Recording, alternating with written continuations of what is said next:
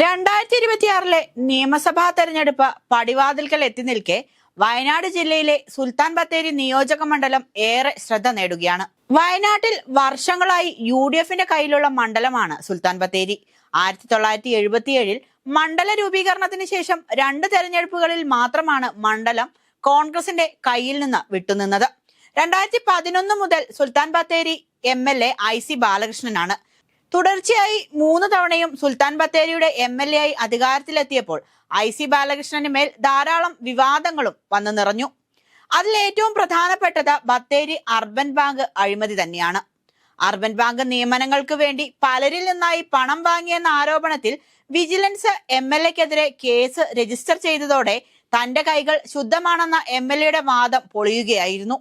കോൺഗ്രസ് വയനാട് ജില്ലാ treasurer MN വിജയനും മകനും ആത്മഹത്യ ചെയ്തതോടെയാണ് വയനാട്ടിലെ കോൺഗ്രസിനുള്ളിൽ നടക്കുന്ന തൊഴുത്തിൽ കുത്തും പ്രശ്നങ്ങളും പുറം ലോകം അറിയുന്നത്. വയനാട്ടിലെ കോൺഗ്രസ് നേതൃത്വത്തിനെതിരെ വിജയന്റെ കുടുംബ രംഗത്ത് വന്നിരുന്നു. ഇതിന്റെ പശ്ചാത്തലത്തിൽ ജനകീയ കൂട്ടായ്മയും പ്രക്ഷോഭങ്ങളും ഉയർന്നു വരികയും വിജിലൻസ് അന്വേഷണം നടത്തുകയും ചെയ്തു. തുടർന്നാണ് ബത്തേരി MLA അടക്കം പ്രതിയാക്കിക്കൊണ്ടുള്ള FIR വിജിലൻസ് സമർപ്പിച്ചത്. ഇത് മാത്രമല്ല, MLAക്കെതിരായി ഇനിയുമുണ്ട് ആരോപണങ്ങൾ.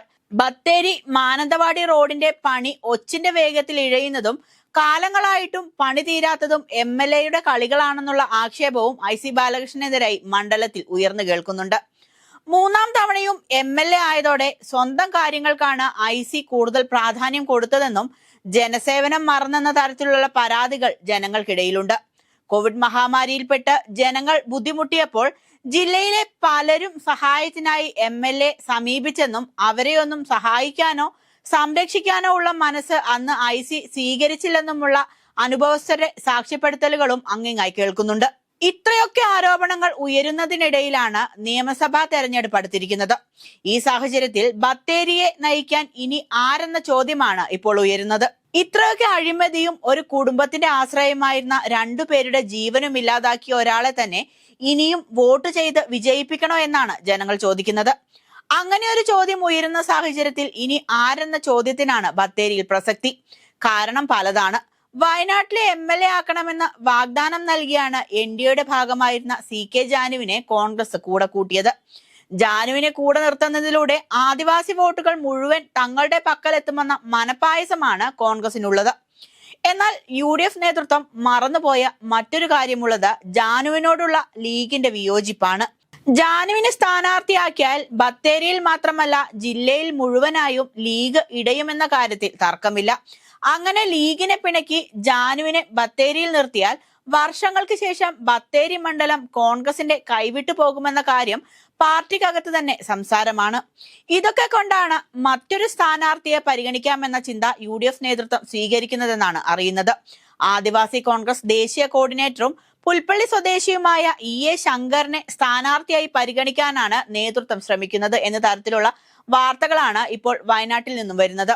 EA ശങ്കറിനെ സുൽത്താൻ ബത്തേരിയിൽ നിർത്തി മാനന്തവാടിയിലേക്ക് IC ബാലകൃഷ്ണനെ പരിഗണിക്കാനുള്ള നീക്കവും നടക്കുന്നുണ്ടെന്നാണ് പാർട്ടിക്കകത്തെ അടക്കം പറച്ചിൽ.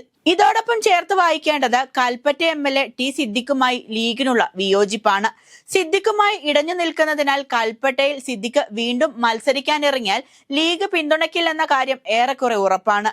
ചുരുക്കി പറഞ്ഞാൽ വയനാട്ടിലെ കോൺഗ്രസിന്റെ സ്ഥാനാർത്ഥി നിർണയം ഒരു തലവേദന തന്നെയാണ് നേതൃത്വത്തിന് ഉണ്ടാക്കി കൊടുത്തിരിക്കുന്നത്. IC ബാലകൃഷ്ണനോടുള്ള വിരോധം ആളിക്കത്തുന്നതിനിടയിൽ EA ശങ്കരൻ സുൽത്താൻ ബത്തേരിയുടെ UDF സ്ഥാനാർത്ഥിയായി വന്നാൽ വിജയസാധ്യതയുണ്ടെന്നാണ് പൊതുജനങ്ങൾ പറയുന്നത്. പൊതുജനങ്ങളുടെ അഭിപ്രായങ്ങൾ ഫലം കാണുമോ എന്നറിയാൻ ഇനിയും നാളുകളുണ്ട്. അതുവരെ ജില്ലയിൽ പുതിയ രാഷ്ട്രീയ സാഹചര്യങ്ങളും സംഭവ വികാസങ്ങളും ഉണ്ടാകുകയും ചെയ്യും.